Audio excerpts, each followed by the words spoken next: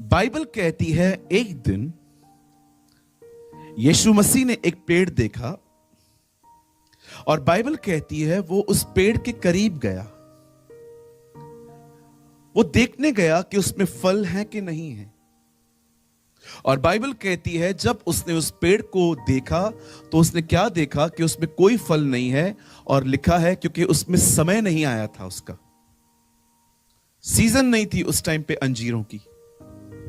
और बाइबल कहती है जब उसने देखा कि इसमें फल नहीं है तब उसने उसे सूख जाने के लिए कहा। और जब अगले दिन चेले और जीसस वापस वहां से जा रहे थे तो उसके एक चेले ने प्रभु से कहा, प्रभु ये देख, ये वही पेड़ है जो तूने सूखने के लिए कहा था और ये सूख गया है।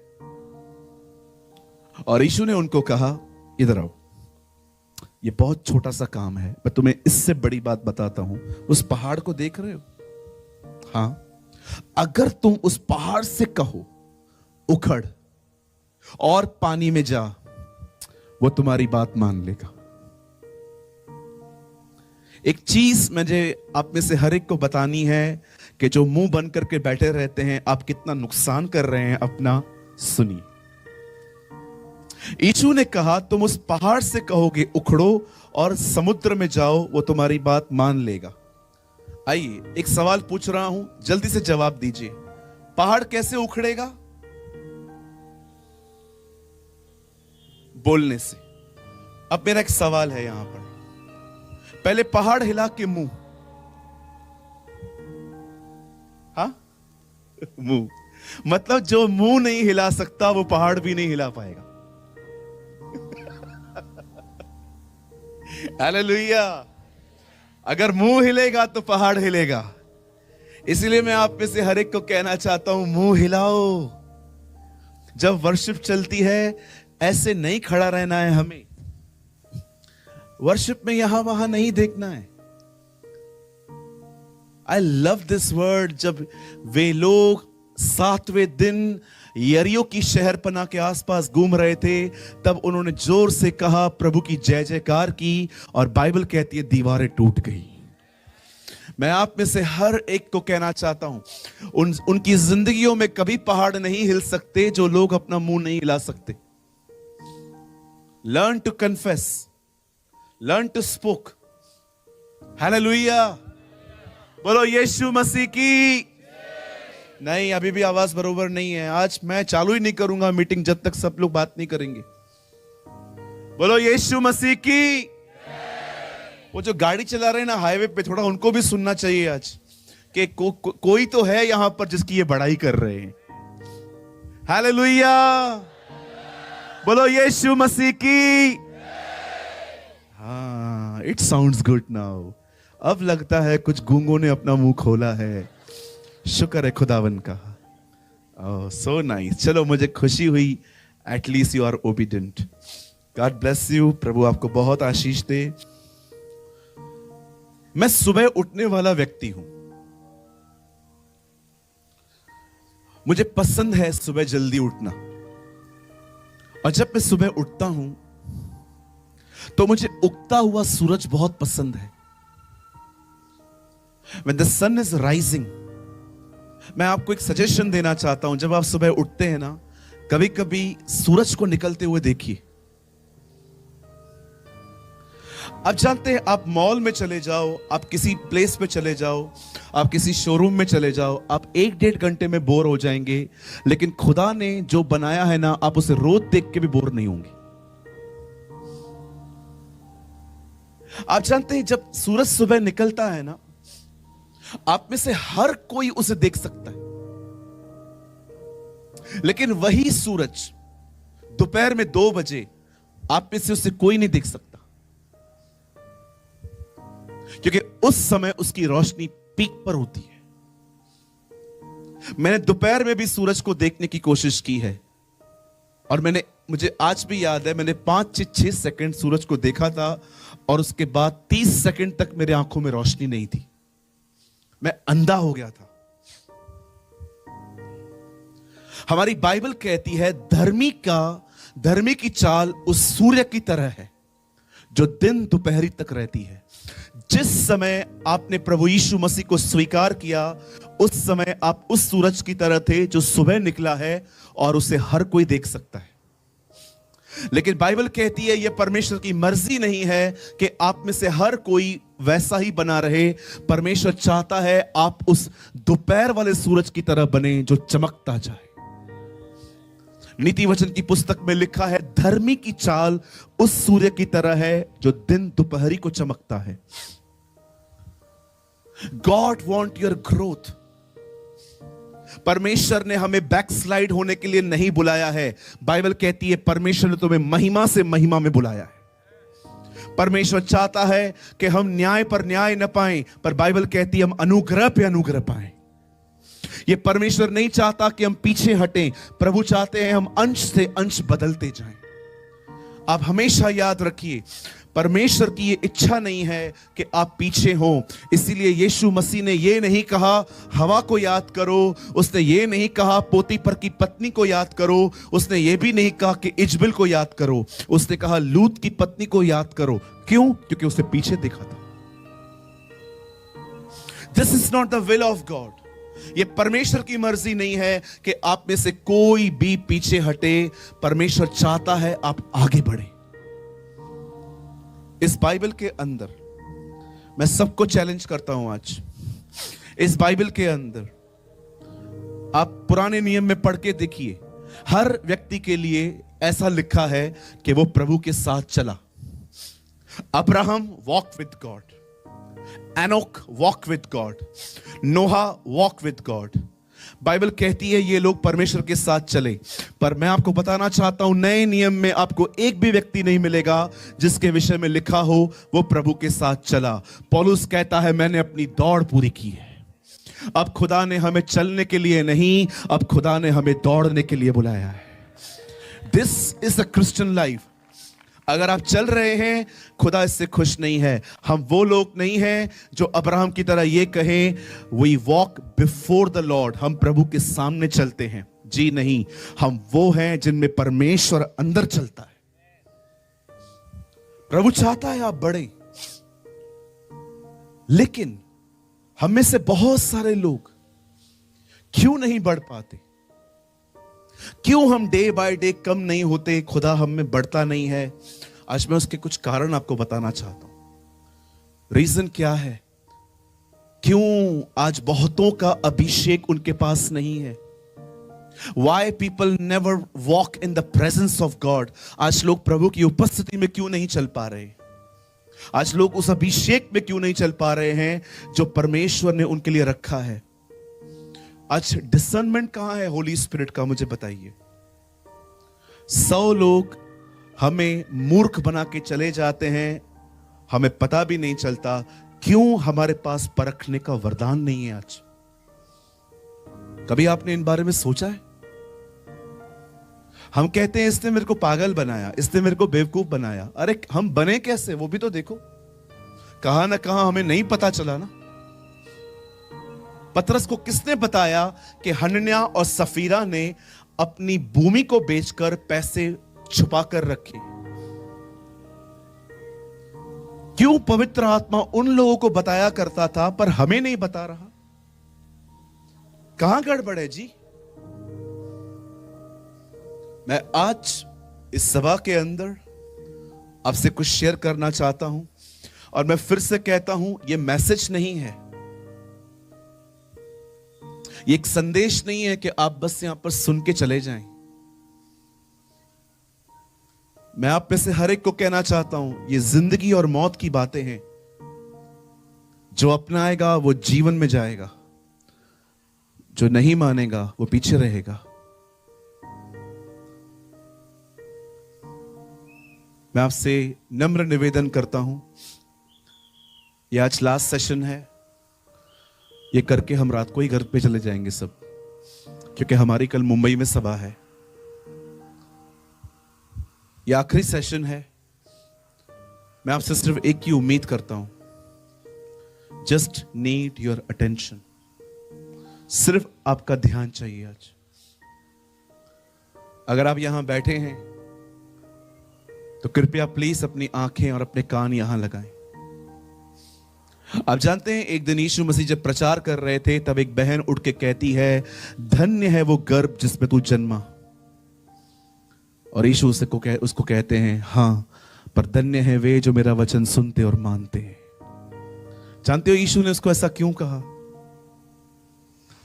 यीशु उसको कह रहे थे, तू मुझे देख रही है लेकिन मैं क्या कह रहा हूं तो वो सुन नहीं रही है। ये हो सकता है कि आप एक प्रचारक को देख रहे हैं लेकिन वो क्या कह रहा है आप उसको सुन नहीं रहे। इसे ही कहते हैं ये वे बीज हैं जो मार्ग के किनारे गिर गए, अंदर ही नहीं आ पाए क्योंकि वे सुने ही नहीं गए। सो आज ये लास्ट सेशन है और मैं चाहता हूं आज आप अपनी ग्रोथ के लिए, अगर आप खुदावंद में बहुत बढ़ना चाहते हैं, if you really want to grow in the Lord, please आज बड़े ध्यान से सुने। मैं फिर से कहता हूं कोई लंबा मैसेज नहीं है मेरे पास, लेकिन जो है ये खुदा की तरफ से है। मेरे साथ अपनी बाइबल को खोलें प्लीज। मेरे साथ खोलिए 2 किंग्स, दूसरा राजा, और आप मेरे साथ खोल सकते हैं चैप्टर 4, चौथा अध्याय। और मैं आपके लिए पढ़ रहा हूं। सबको मिल गया? प्लीज देखिए, अपने पास वाले को हेल्प करिए अगर ना मिला हो तो। हाँ, क्योंकि कुछ लोगों की बाइबल सिर्फ चर्च में ही खुलती है, घर में नहीं खुलती, इसलिए मिलता नहीं है जल्दी किताब। एक को तो उत्पत्ति भी नहीं मिल रहा था।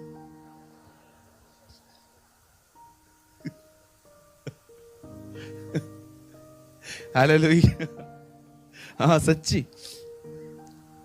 एक जगह में प्रचार कर रहा था, मैंने उनको कहा सपना की किताब खोलो, तो एक बहन उठ के बोलती है, भैया सपना की किताब तो हम नहीं लाए। मैंने कहा बाइबल में ही है, ढूंढो उसको इंडेक्स में, है ना। महान महान लोग हैं हमारे पास। ओके, सबको मिल गया? या गॉड ब्लेस यू। 2 किंग, और उसका हम पढ़ेंगे। पहले मैं पढ़ता हूं फिर मैं आपसे पढ़वाऊंगा।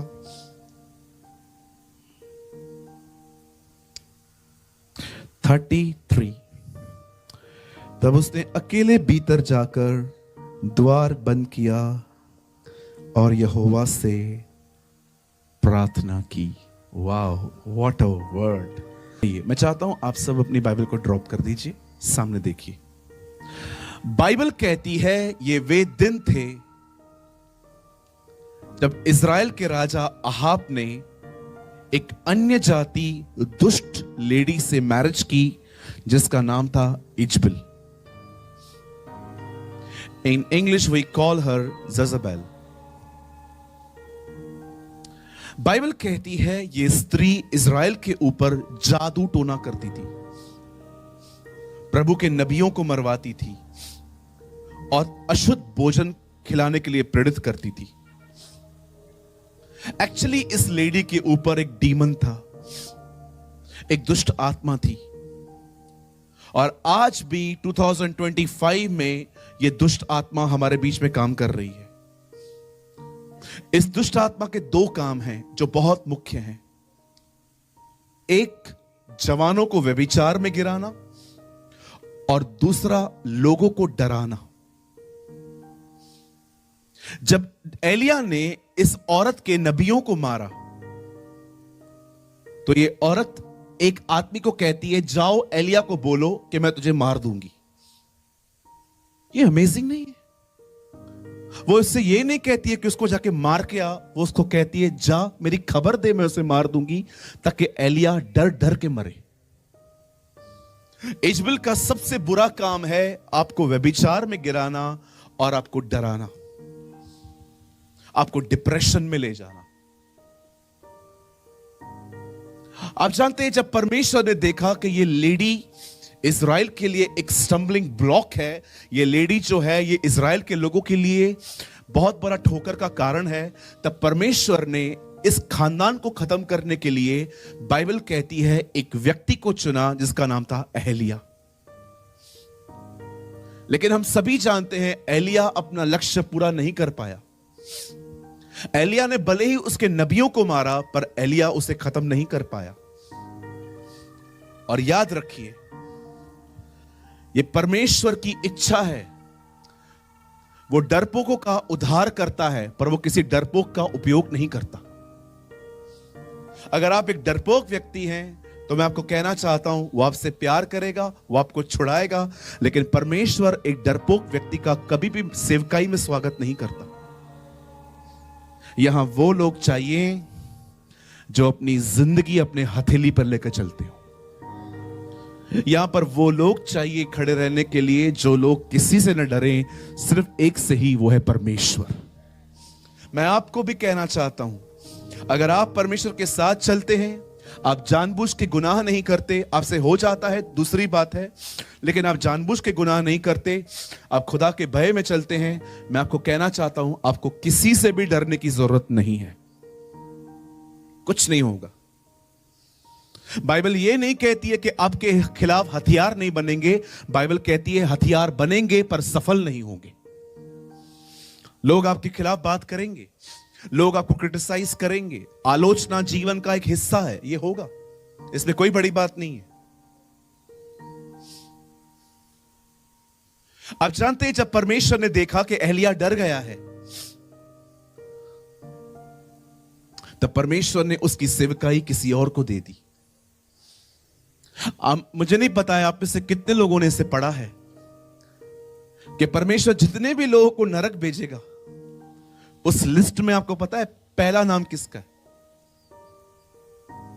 डरपोकों का। Read it.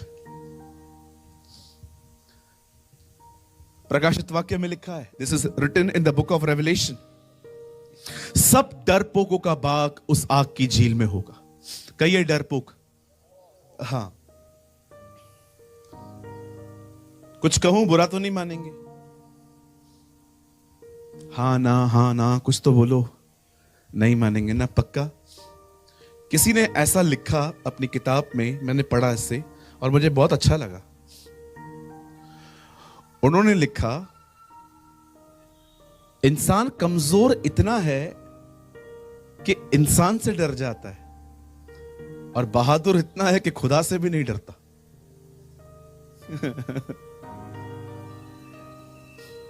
कुछ लोग के मुंह से गालियां निकलती हैं, अगर आप उनको कहोगे ना क्या कर रहा है, गाली क्यों निकाल रहा है, तो क्या मैं क्या हमेशा सहता रहेगा? क्या मैं इंसान नहीं है क्या? कुछ बहनों ने तो ठान के रखा है, अगर कोई भी मुझे सुनाएगा मैं भी रोकड़ा दूंगी। मैं उधारी रखती ही नहीं हूं, रोकड़ा, एकदम रोकड़ा। वो कहेगी तू ऐसी है, तू भी ऐसी है। बिल्कुल करते हैं हम। किसी को मैंने कहा बर्दाश्त करो, वो बोलते हैं क्यों बर्दाश्त करें, क्यों सहें, किसके बाप का खा रहे हैं क्या हम? ऐसी लैंग्वेज कोई क्रिश्चियन यूज नहीं करता। मसीह जीवन का दूसरा नाम ही है सहना। जो सहता नहीं है वो मसीह नहीं है।